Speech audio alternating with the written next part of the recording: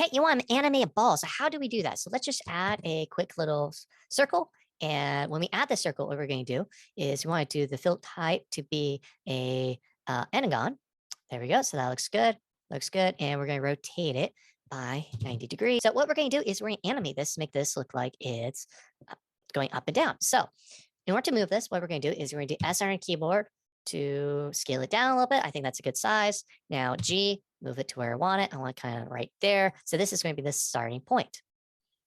The next thing what we're going to do is we're going to turn on auto keying. So we're going to do G again.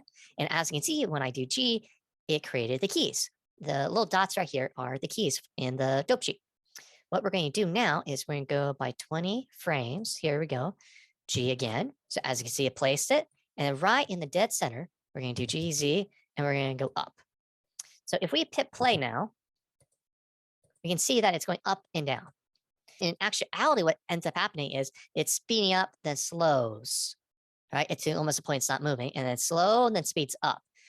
So in order to modify that, we have to go into the graph editor. So over here to the left, where we're going to click on this icon, go to the graph editor right here, and you can see it.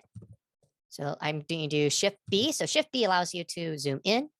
I'm going to grab this point right here, G, and I make this straight. So now it's going to go straight up and down. Shift B again, grab this point, G, straight again. So now if I hit play, now already it looks like a ball. How do we add squash and stretch? So right here, frame 20, that's going to be the squash. So we're going to do SX, SZ, now GZ. So the rule of thumb is if you make it shorter, you have to make it fatter. If you make it taller, you have to make it skinnier. There's an inverse relationship. You got to make sure you keep that up. So SX, SZ, right? So I'm making it skinny and then taller. Okay. Let me do Shift B in here to kind of zoom this in. Okay.